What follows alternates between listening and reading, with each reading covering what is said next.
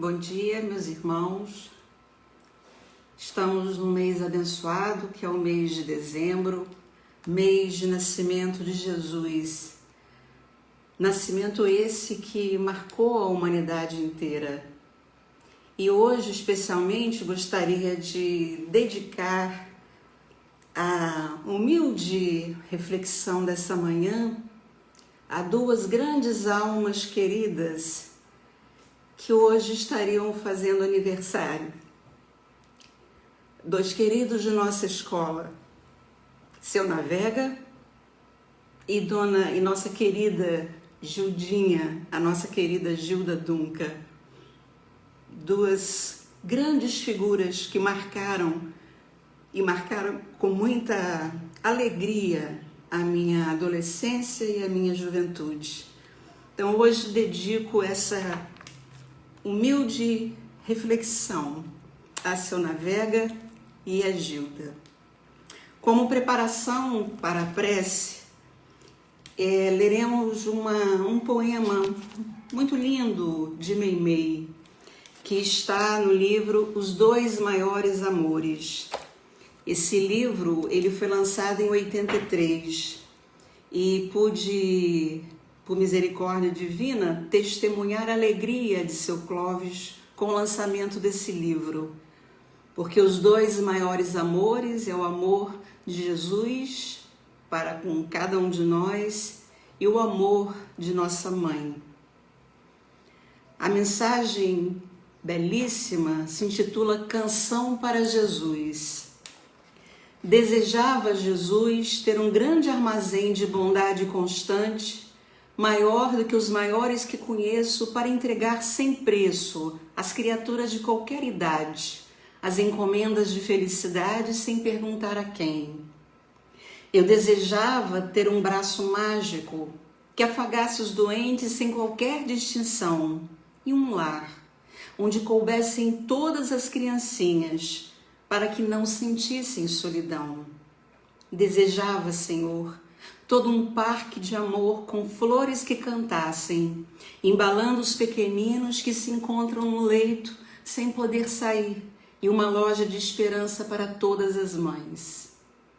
Eu queria ter comigo uma estrela em cuja luz nunca pudesse ver os defeitos do próximo e dispor de uma fonte cristalina de água suave e doce que pudesse apagar toda palavra que não fosse vida e felicidade. Eu queria plantar um jardim de união junto de cada moradia, para que as criaturas se inspirassem no perfume da paz e da alegria. Eu queria, Jesus, ter os teus olhos retratados nos meus, a fim de achar nos outros que me cercam, filhos de Deus e meus irmãos que devo compreender e respeitar. Desejava, Senhor, que a bênção do Natal estivesse entre nós dia por dia. E queria ter sido uma gota de orvalho na noite em que nascestes, a refletir na pequenez de minha condição a luz que vinha da canção entoada nos céus. Glória a Deus nas alturas, paz na terra, boa vontade em tudo, agora e para sempre. Meimei, vamos orar. Senhor Deus, nosso Pai de infinita bondade, queremos antes de mais nada, Senhor, agradecer-te. Agradecer pela bênção desta hora, agradecer pela presença do Evangelho em nossas vidas, agradecer, Senhor, pelo pão de cada dia, pela vida que temos, pelos recursos que nos concedeste, Senhor, em toda a nossa trajetória. Queremos apenas nessa hora suplicar ao teu coração que nos acalme o coração, que nos alargue o entendimento, que favoreça dentro de nossas almas, Senhor, essa escuta voluntária, para que possamos ter ouvidos de ouvir tanto aquilo, Senhor, que a palavra vier nos trazer ao ouvido, mas sobretudo aquela que precisamos escutar dentro de nossas almas. É isso que suplicamos nesta hora, é isso que pedimos nessa hora, e que abençoe esses dois queridos que, se encarnados, fariam hoje mais um ano de existência, Seu Navega e Gilda.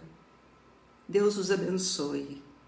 Em Teu nome, Senhor, em nome de Jesus, nosso Mestre, de Maria, nossa Mãe, pedimos permissão para iniciarmos nossa reflexão desta manhã. Que assim seja, Senhor.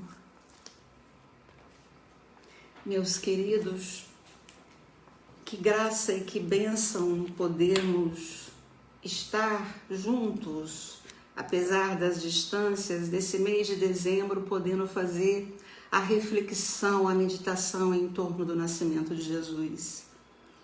E convido que cada um de nós possa pensar na função da pandemia na nossa vida. Talvez consigamos entender em termos de planeta, de natureza, das necessidades do outro, mas, acima de tudo, precisamos compreender qual a função dessa pandemia para mim, para você. E o mês de dezembro é um mês muito propício, muito fértil, mais do que imaginamos, muito mais do que imaginamos. Escutei há um tempo dizendo que há dois polos de esperança: o nascimento de Jesus e a crucificação que redundou na ressurreição. São dois polos de esperança. Numa noite vem à luz o nascimento do Cristo, e numa manhã ensolarada ele ressurge. O nascimento de Jesus foi para a humanidade um grande milagre. Como diz Meimei, não podemos duvidar que o Natal é uma festa do céu para a noite da terra. No domingo passado, nós fomos, digo que fui agraciada e tenho certeza de que muitos, em escutar mais uma vez o nosso muito querido Celcinho. Pena as dificuldades da transmissão, mas ele nos trouxe algo de uma grande beleza e uma grande verdade para as nossas almas. Jesus é muito mais do que nossa mente consegue conceber. E poderíamos cair numa grande armadilha em querermos comparar Jesus à nossa alma, a estrutura de pensamento, a estrutura psíquica do Cristo, se posso usar essa expressão, é absolutamente incomparável, impossível. Cairemos numa grande armadilha, porque a complexidade da mente, do pensamento, do amor do Cristo nos é inconcebível. É impossível localizar na história de maneira qualquer a personalidade de Jesus. É impossível. A divina revelação nos trouxe um emissário excelso que nos traz uma harmonia que foi exemplificada, vivida, falada e que por isso mesmo está muito longe de qualquer mensagem instável dos mais elevados filósofos que já passaram na Terra. Emmanuel usa inclusive a expressão, a palavra, né? A expressão hegemonia do Cristo, a supremacia do Cristo. Da sua misericórdia partiram missionários da luz que buscaram fazer, segundo os seus próprios limites, esse percurso para que pudéssemos ser agraciados com o nascimento de Jesus. Esse tutor amoroso que abriu-nos caminho. E esses caminhos abertos por Jesus vêm nos trazer uma grande necessidade, que reconheçamos a nossa condição de eternidade. E esse é o segundo polo da esperança. Quando ele ressurge, ele vem nos trazer esta verdade, a nossa condição de eternidade. Essa condição de eternidade nos dá, sobretudo, uma certeza de que os nossos obstáculos, as nossas dores, os nossos desafios, que a pandemia e que tantos outros recursos que por vezes o céu nos envia para que a humanidade possa, a partir de um novo solavanco, fazer mais profundos avanços, senão nos acomodamos e ficamos cada vez mais presos aos nossos pontos de vistas. E Emmanuel diz que precisamos cada vez mais nos afastar, menos o meu ponto de vista e um tanto mais junto a Jesus. Menos nossa opinião e mais próximos, um tanto mais, para usar a expressão de Emmanuel, um pouco mais com Jesus, um tanto mais com Jesus. Essa supremacia, essa hegemonia do Cristo que nos revela nossa condição de seres eternos. Somos eternos, por isso a temporalidade da dor. Maria João de Deus, no livro Cartas de uma Morta, também usa essa mesma expressão, só que ela fala hegemonia espiritual de Jesus. E ela diz que, segundo o que ela vinha conseguindo compreender e apreender, há uma esfera cheia de sol, de claridade benditas e belezas inenarráveis, que promana como uma fonte inspiracional, e que as almas e os missionários são inspirados por essa esfera cheia de sol. É o próprio Cristo quem diz: antes que Abraão existisse, eu sou. Antes, na verdade, podemos compreender nos nossos limites de entendimento, né? Há mais ou menos 4,5 bilhões de anos, ele era o Cristo. Ele não se tornou. É o Cristo, o Salvador, que é o governador do orbe. Por isso mesmo, com essa perfeição, nós não podemos nos equiparar ou buscar equiparar o Cristo à personalidade humana.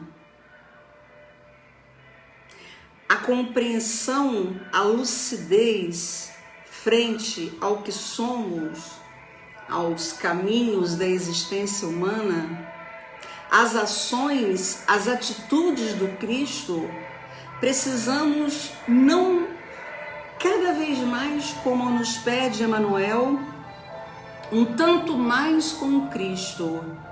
Por isso não é possível, como muitas vezes já escutei, quando falamos que Jesus expulsou os vendilhões do templo, não é possível compreendermos na presença desse ato ou no que movimentou essa ação a raiva ou a violência.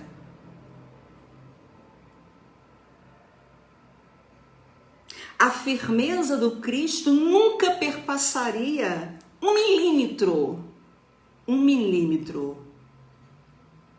da nossa maior indignação, e que por vezes ficamos indignados e usamos como refúgio para nossa indignação, que quantas e quantas vezes permeia com raiva, com as emoções, com a nossa prepotência, a nossa soberba de estarmos certos, com o nosso ponto de vista. Mas Jesus expulsou os vendilhões do templo.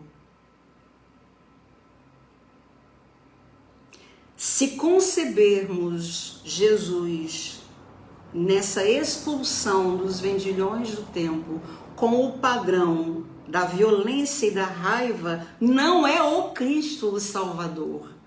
É nossa concepção, nossa forma de enxergar. Por isso Emmanuel diz, cada vez menos nosso ponto de vista, e cada vez mais, um tanto mais com o Cristo, um pouco mais com o Cristo, um tanto mais com o Cristo.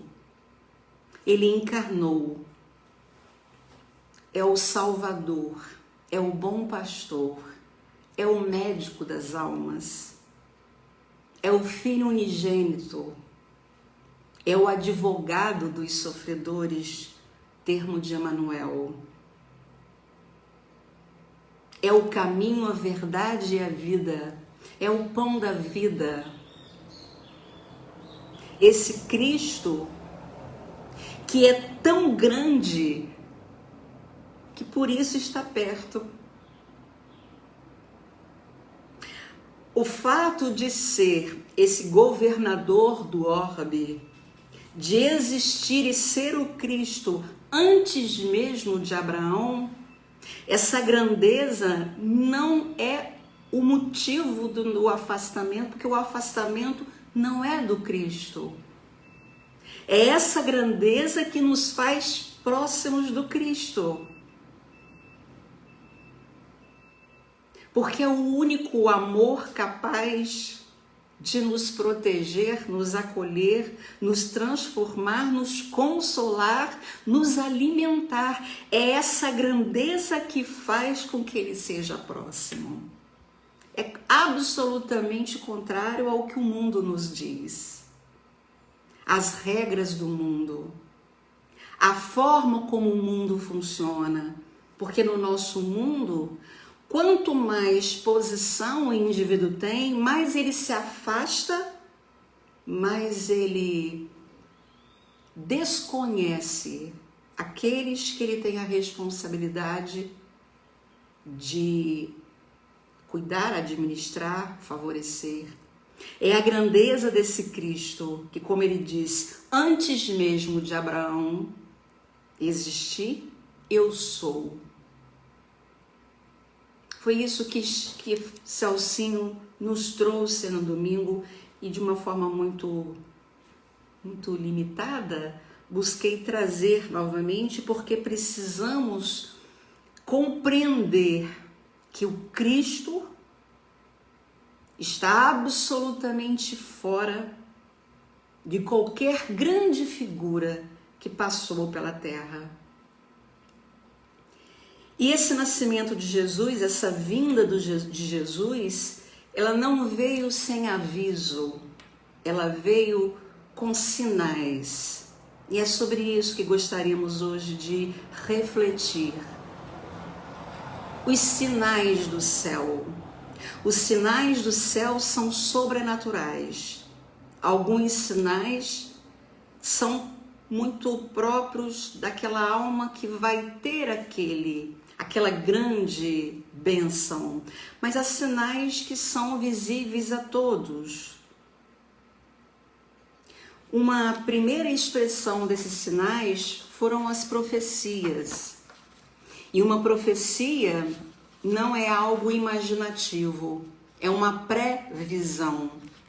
É olhar do alto de um morro e observar o que vai acontecer, não de forma ficcional ou imaginativa, mas é o prever, o ver antes, que fez parte da misericórdia divina para que aqueles que tivessem olhos de ver pudessem identificar que ele seria o Salvador.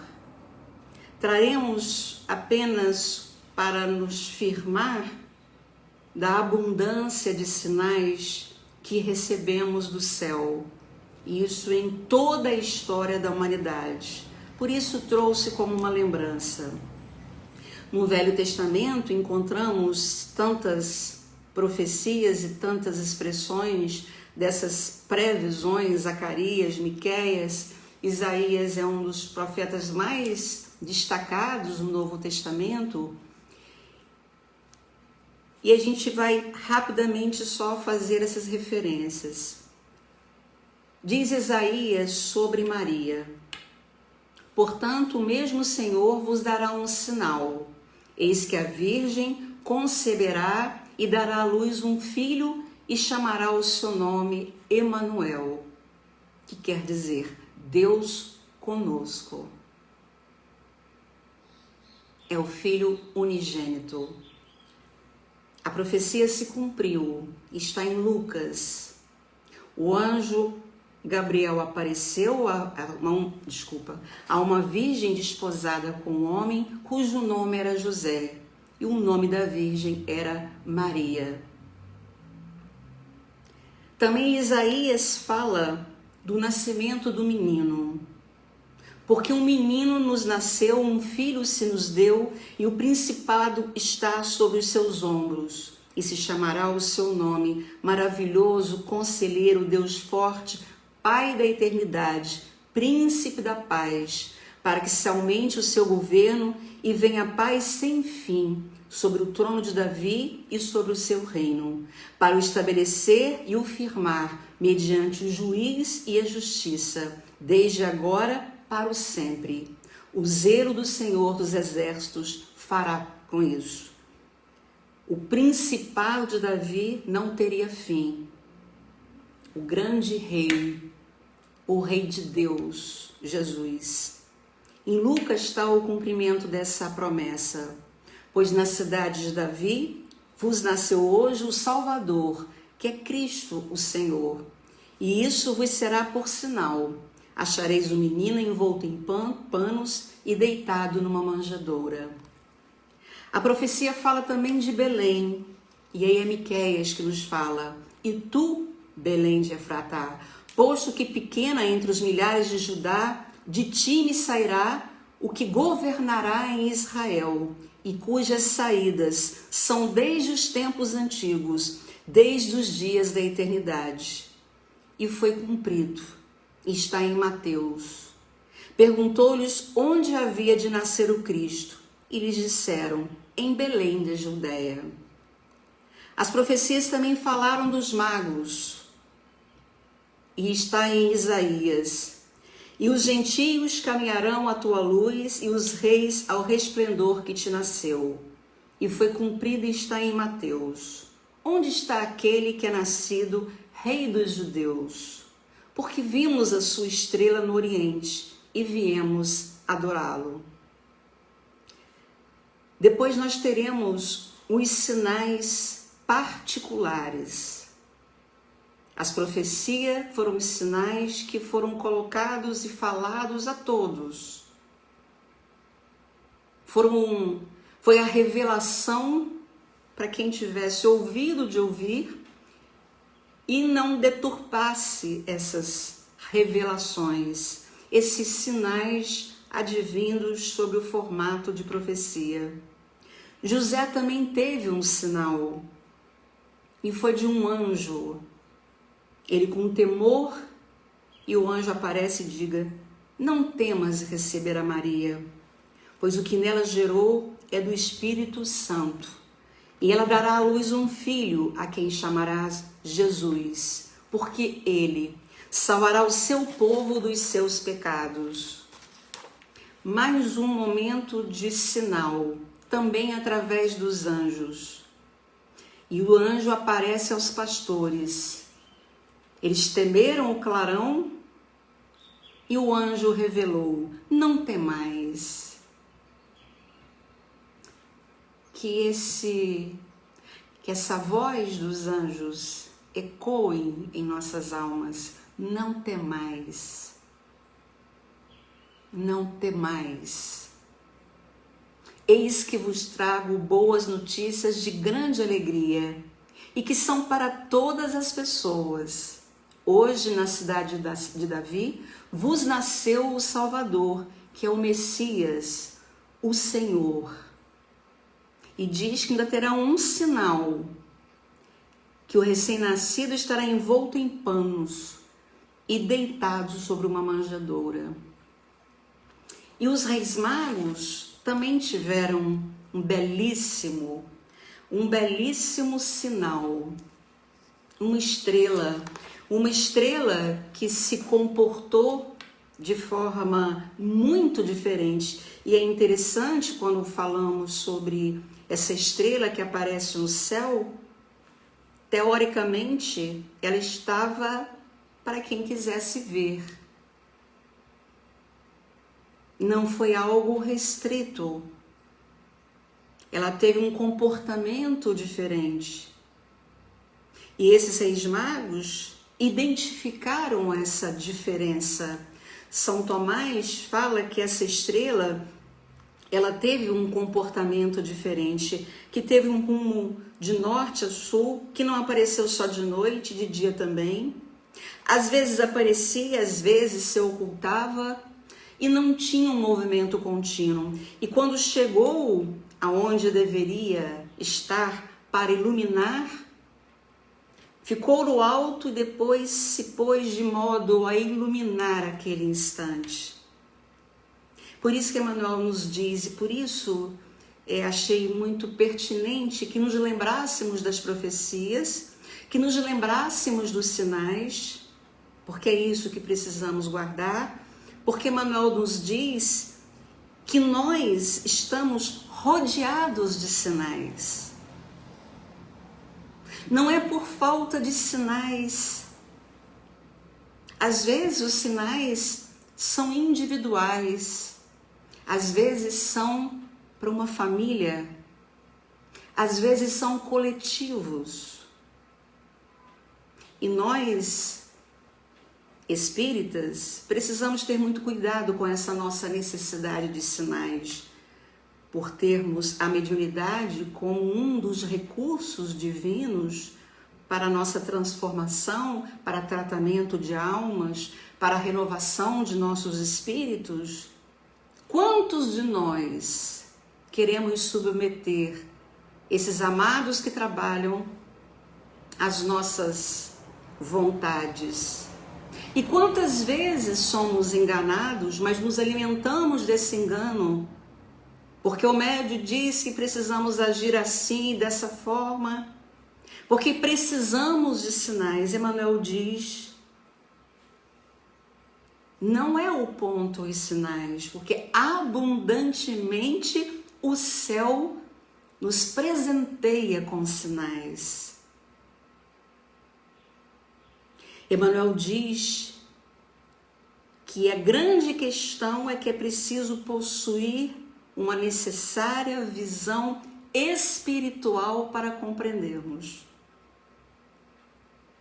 E essas almas foram almas capazes de perceber esses sinais porque estavam abertos, fizeram silêncio, buscaram estar um pouco mais com Jesus, já que ele existiu antes mesmo, ele sempre foi o Cristo, antes mesmo dele estar no nosso conhecimento enquanto vida nessa terra.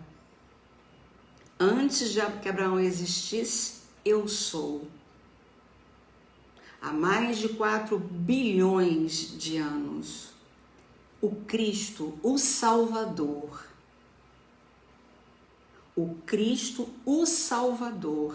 E essas almas tiveram a visão necessária por estarem mais perto, mais próximo, estarem abertos, predispostos.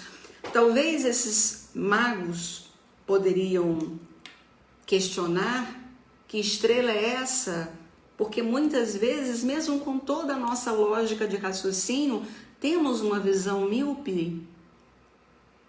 E no mundo de hoje, esses barulhos, essa necessidade compulsiva de estarmos conectados às redes sociais, conectados com televisores, conectados com o externo e desconectados com nossa própria alma.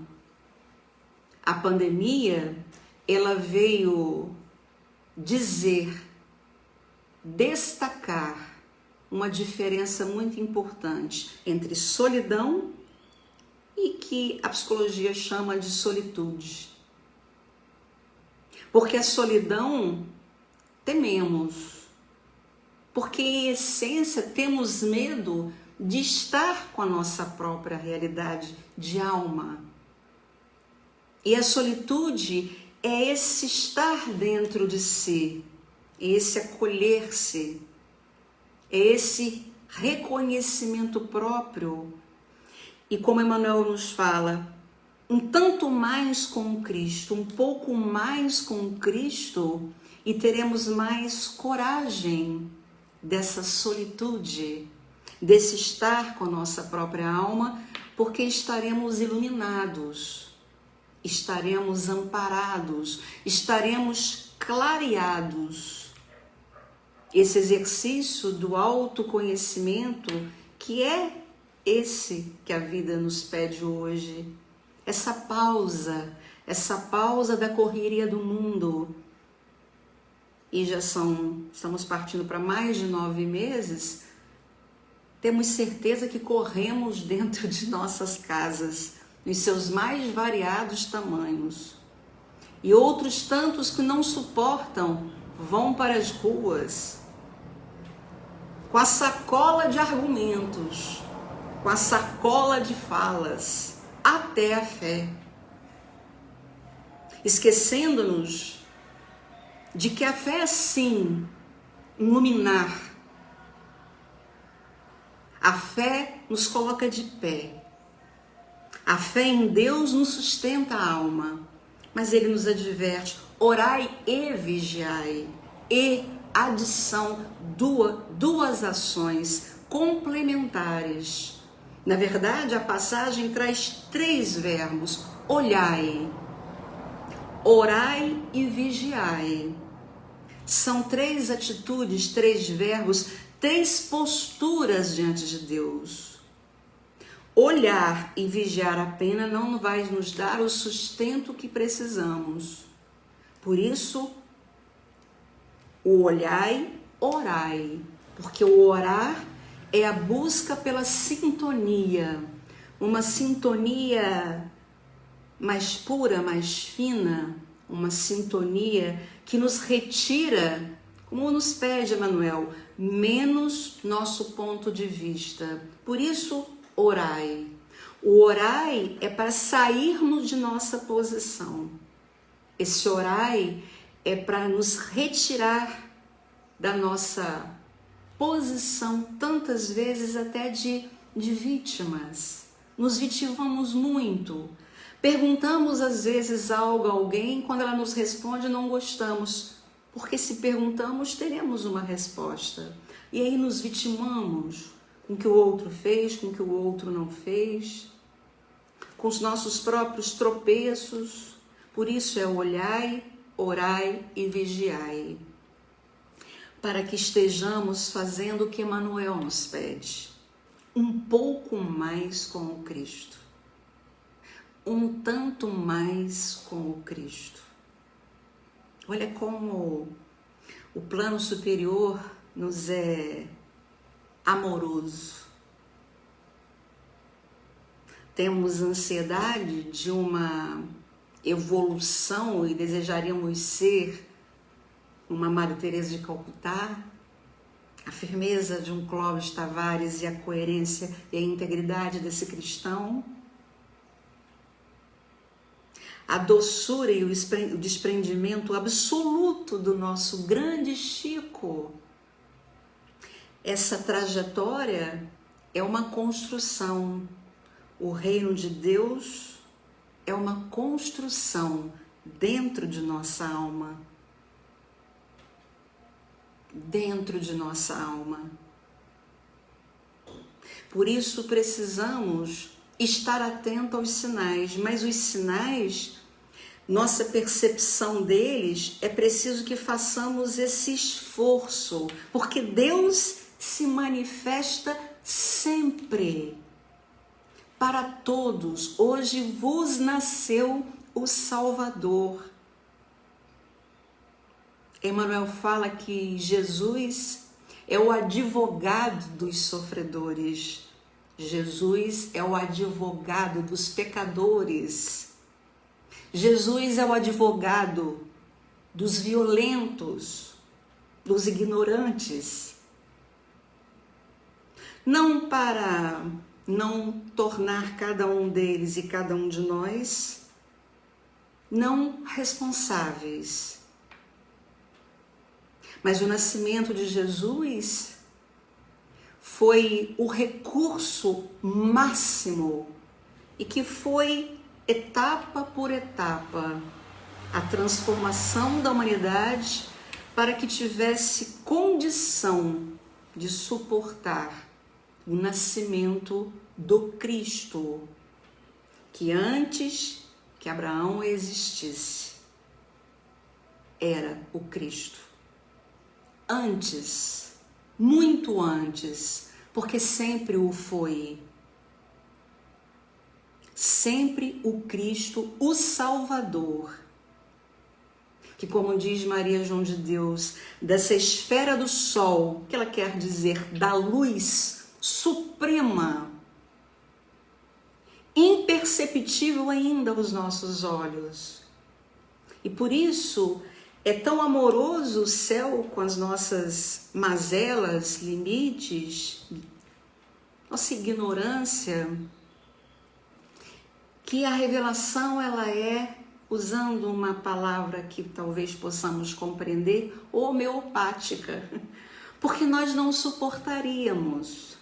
Uma metáfora muito clara é quando a gente está num lugar fechado e abre uma janela e o sol está forte, nossos olhos reagem, mas não é só nossos olhos que reagem a essa grande luz.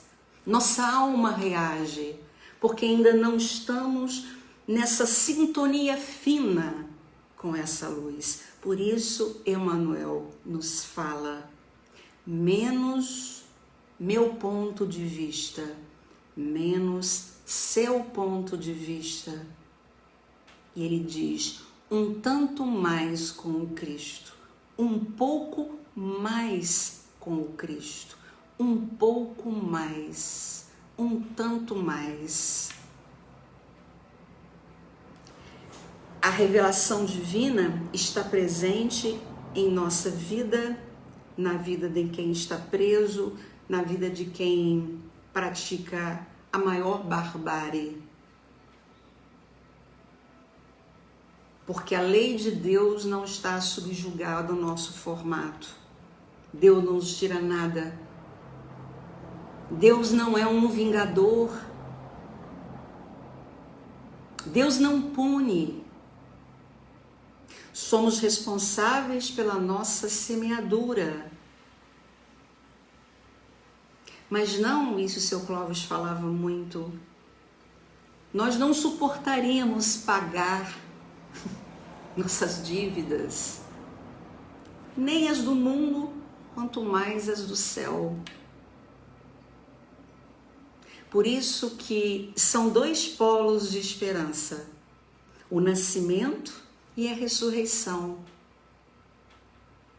Polos de esperança. O nascimento do Cristo foi a absoluta confiança do céu em cada um de nós. Já nos dizia Mahatma Gandhi. Cada criança que nasce mostra que Deus confia na humanidade.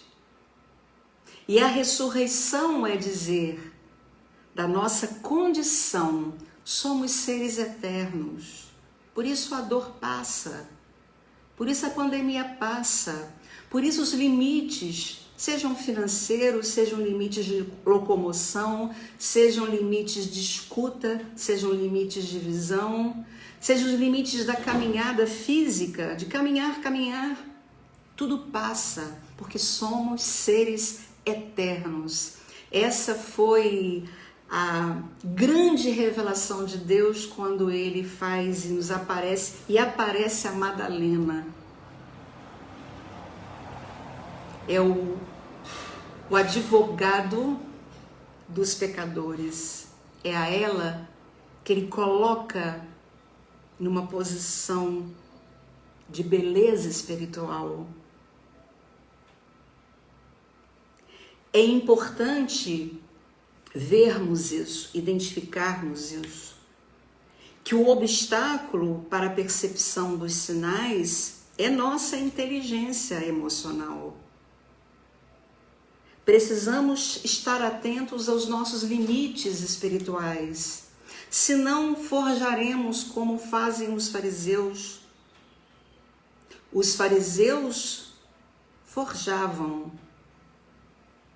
E aí precisamos estar atentos para não forjarmos como os fariseus ou forjarmos como fariseus. Porque como os é da maneira deles.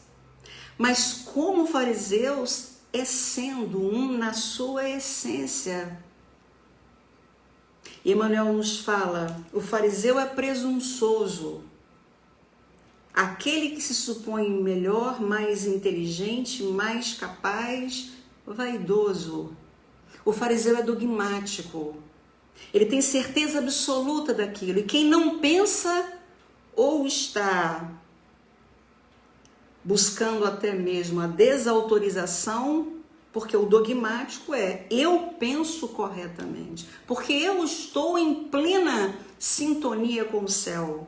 E ele diz, o fariseu é exclusivo, então ele elimina, ele é um pretenso privilegiado, então, ele acredita com prerrogativas que mais ninguém tem. Por isso que Paulo nos adverte do fermento dos fariseus, porque um pouquinho de fermento leveda e faz essa massa crescer. Porque nós lemos os sinais conforme os nossos desejos. Há uma música de Gilberto Gil em que ele fala, se eu quiser falar com Deus, e em uma parte ele diz que é preciso fazer silêncio, é preciso desatar os nós dos sapatos, ele fala do paletó, mas ele fala também dos nossos desejos. É o despojamento. Para que não venhamos a ler os sinais de forma farisaica. Para que não venhamos a ler os sinais conforme o nosso ponto de vista. E Emmanuel nos pede menos o nosso ponto de vista e um tanto mais com Cristo, um pouco mais com Cristo. Na minha memória da minha juventude, da minha adolescência, seu Clóvis falava de duas imagens de Jesus, e isso está na minha memória, na memória do meu coração, que ele exaltava e se emocionava. Chegava muitas vezes da voz embargar. Uma, lembrando do próprio professor Pietro Baldi, que quando chegou no Rio de Janeiro, disse depois para ele: Clóvis, esse é o Cristo que eu vejo, de braços abertos.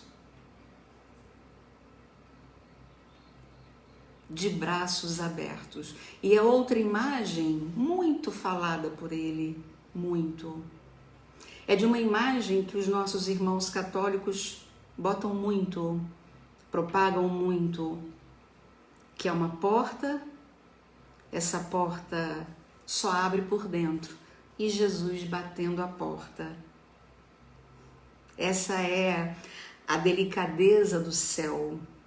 E por isso, essa nossa necessidade para falarmos com Deus, precisamos apagar a luz, como diz a música, ficarmos no nosso silêncio, folgar os nossos nós, nos despojarmos do nosso desejo. E isso não é a solidão do abandono. Precisamos rever isso em nossas almas. Podemos estar cercados de 20, 10, 15, 30, 40 pessoas. E não é o outro que nos deixa só. Nós que imputamos a nós mesmos essa solidão. Porque estamos mais com as nossas opiniões e menos com Jesus. A pandemia nos pede hoje isso. E é a música de Gilberto Gil, em determinado momento ele diz que precisamos nos aventurar. As bem-aventuranças diz: felizes os que choram, porque serão consolados. Mas aventurar-se, é uma aventura ser bom, é uma aventura ser manso, é uma aventura. Essa aventura rumo ao céu, certos da confiança do céu com a terra. Porque se Jesus não tivesse confiança na nossa regeneração, no aprimoramento de nossas almas, nesse caminho nosso de retorno ao céu, ele não teria caminhado nas agruras. Celcinho falou disso no domingo. Porque da manjedoura até a crucificação foi um caminho longo. Um caminho longo. Jesus, na grandeza e na sua pré-visão, e na sua provisão, na sua providência, ele não teria encarnado na terra sem que houvesse a absoluta certeza da nossa regeneração. A dúvida é nossa, porque enxergamos o Cristo e é muito dúbio o nosso sentimento, porque colocamos no alto e nos afastamos porque ele é alto. Ele é grande, por isso se faz perto, porque se ele fosse como somos, não seria o Cristo o Salvador. Não estaria numa manjedoura. Não estaria nesse acolhimento do céu. Porque tudo o que nos acontece está sob a égide divina. Não que nos coloque como bonecos, porque essa grande arte divina, essa obra divina, se difere de uma obra humana, porque um artista, ele vai moldando aquela pedra segundo os seus ditames. O céu vai nos conduzindo a esse processo de amadurecimento. E Emmanuel, nessa mensagem um tanto mais com Jesus, ele fala uma coisa que não devemos compreender de forma deturpada, né? Diz assim: por mais formosas e edificantes lições de aperfeiçoamento moral, é forçoso acomodar-nos com o espírito de sequência na marcha do tempo, a fim de que não nos façamos a ela, adaptando-nos gradativamente aos princípios que nos preceituam. A acomodação ao espírito de sequência. Por isso que ele diz, menos nas nossas opiniões e mais um tanto com o Cristo, um pouco mais com o Cristo. E ele nos convida a cada dia. A cada dia, o nascimento de Jesus é um convite não apenas anual, é um convite diário para que nossa alma receba, se aproxime mais, permita esse nascimento e o crescimento desse Cristo em nós. Estamos sob o comando do céu, não nos esqueçamos disso. Não temais. É o céu que nos diz, não sou eu que digo. Não tenho a mínima autoridade moral para tal. A mínima autoridade moral. É o céu que nos diz, não temais, não temais. E nos pede um tanto mais com o Cristo, um pouco mais com o Cristo. É degrau a degrau, nessa vitória sobre nós mesmos. Não é o outro que nos priva, não é o outro que nos tira, não é o outro que nos abandona, não é o outro que nos faz. É preciso amadurecer nosso olhar. É preciso amadurecer o olhar e nos fixarmos nesses dois polos da esperança, o nascimento e a ressurreição. O nascimento se deu numa noite e que a luz foi o nascimento do Cristo. E a ressurreição se dá à luz clara do dia, trazendo-nos uma enorme e maravilhosa revelação. Diz Emmanuel, nossa condição de eternidade.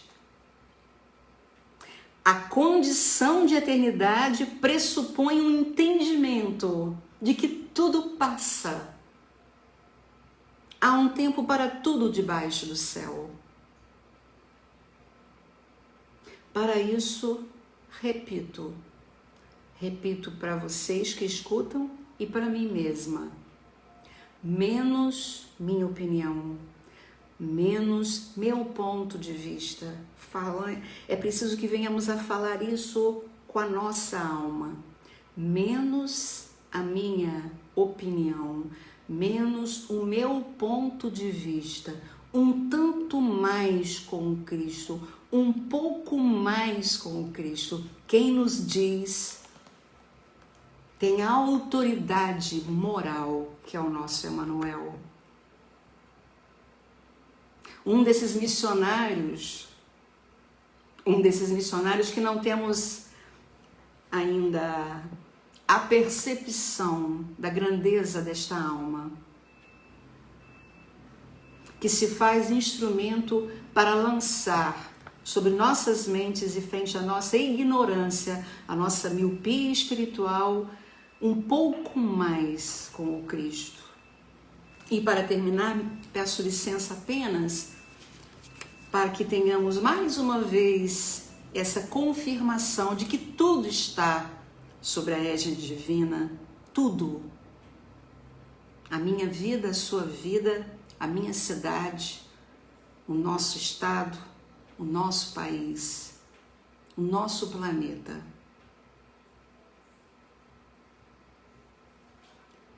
A mensagem está no livro Doutrina e Aplicação, e de Irmão X, O Nascimento de Jesus. Rezam tradições do mundo espiritual que anos antes da vinda de Jesus, Hilel, nascido em Babilônia, emigrou para a Palestina a fim de aprimorar conhecimentos em torno da Torá.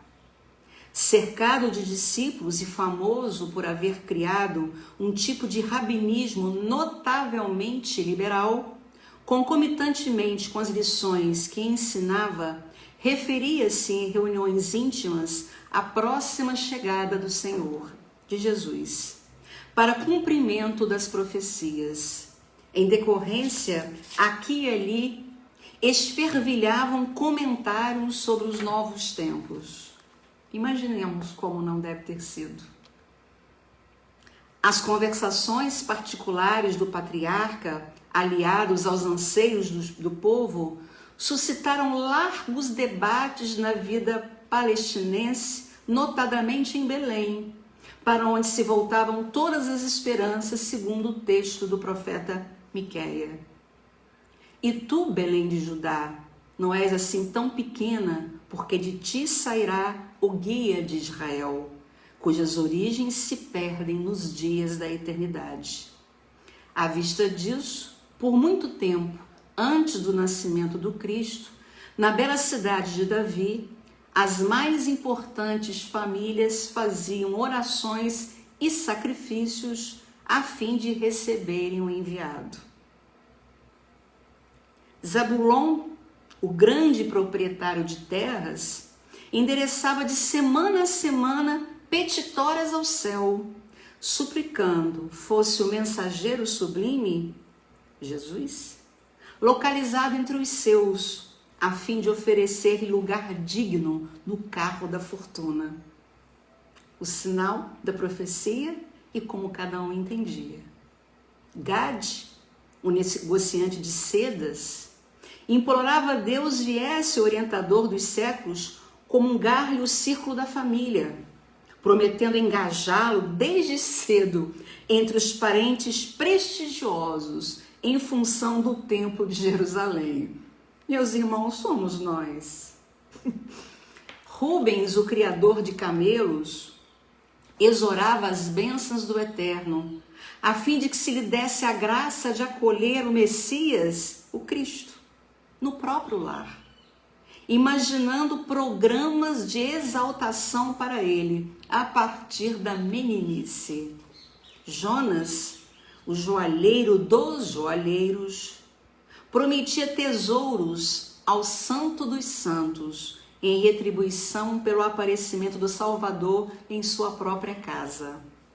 Ezequias, o rico fornecedor de cavalos, enviava petições incessantes ao Senhor dos Exércitos, instando para que o excelso emissário lhe fosse entregue no berço, de maneira a orientá-lo para a libertação política de sua gente.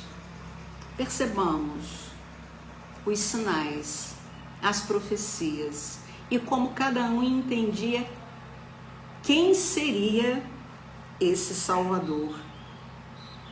E como, quanta presunção, como orientá-lo, o que oferecer, como encaminhá-lo. Os mais estranhos requerimentos subiam à consideração de todo misericordioso. Planeava-se o futuro do Messias de vários modos. Para uns, deveria ele formar entre os maiores orientadores rabínicos do seu tempo. Para outros, era certo que tomaria as rédeas do poder, a fim de restituir a Israel a independência esperada. Para outros, e outros ainda, assumiria a autoridade da cultura e do ouro, fazendo-se invencível comandante de legiões. Acumulavam-se os projetos pessoais dos poderosos do mundo para aquele que chegaria na condição de interventor celeste. Termina Humberto de Campos nos dizendo: dizem que o Pai Supremo estudou longamente os desencontrados apelos que lhe eram endereçados e, conquanto permitisse confiantemente que José e Maria sofressem pesadas humilhações na chegada a Belém, determinou que Jesus Cristo nascesse ao pé dos animais, num leito de chão, desvinculado de todos os compromissos da terra, para que a revelação da eterna verdade não ficasse escravizada a ninguém. A grande questão não são os sinais, mas como lemos os sinais do céu. Por isso, Emmanuel nos pede um tanto mais com o Cristo, um pouco mais com o Cristo, um pouco menos com o nosso ponto de vista, um pouco menos com o nosso ponto de vista, fazendo o que Emmanuel nos diz. É preciso que venhamos a nos acomodar com o espírito de sequência. É a imagem, a lei de Deus que rege a natureza é a mesma que nos rege. E na lei da natureza, mais fácil para que venhamos a compreender e observar, há o tempo do plantio, há o tempo do crescimento para a colheita. É a sequência. Esses saltos são frutos de nosso orgulho. Por isso, para que percebamos os sinais do céu, porque o céu sempre, Deus sempre fala com cada um de nós, independente de quem sejamos, do que fizemos e até do que queremos ser. O céu sempre fala com cada um de nós e nos dá sinais para que venhamos a percebê-los, senti-los. É preciso olhar, orar e vigiar.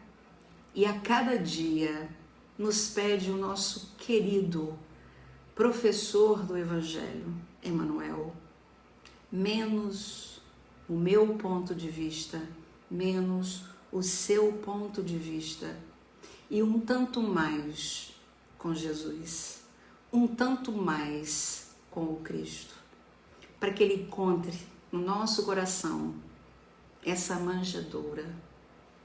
E por isso Ele nasceu entre os animais, para que, como diz Humberto de Campos, não estivesse preso a nada, sem nenhuma interferência vibratória dos homens. E peço que façamos o que Emmanuel nos pede para terminar, que nesse Natal venhamos a matar menos os animais. Esse é um pedido de Emmanuel, porque foram os animais que receberam o Cristo. E convoco que cada um de nós busque para esse fim de ano e para o ano de 2021 e na sua sequência, cada vez menos carne, cada vez menos o sacrifício de animais. Um pouco mais a cada dia, um pouco mais distantes disso, um pouco mais com o Cristo, um tanto mais com o Cristo. Que Deus nos abençoe. Vamos orar. Senhor Deus, nosso Pai de infinita bondade, queremos agradecer, Senhor, e bendizer pela bênção do nascimento do Cristo. Não temos a mínima condição, Senhor, de identificarmos o que foi isso para a humanidade. Suplicamos apenas que nos ajude, Senhor, na nossa inferioridade, a identificarmos esse nascimento em nossas almas. Salvar-se e educar-se. Que esse Cristo possa encontrar a cada dia, Senhor, esse espaço no nosso coração e que ela se torne uma manjedoura simples, acolhedora, junto a essa simplicidade que a natureza nos oferece. Então, em nome do Senhor, em nome de Jesus, nosso Mestre, de nossos amigos e benfeitores espirituais, em especial hoje para o fundador de nossa casa, que nos concedeu esse Evangelho tão lúcido, Senhor, e não tão humano, em nome desses amigos tantos que nos protegem, pedimos permissão para encerrarmos nossa reflexão desta manhã. Que assim seja, Senhor.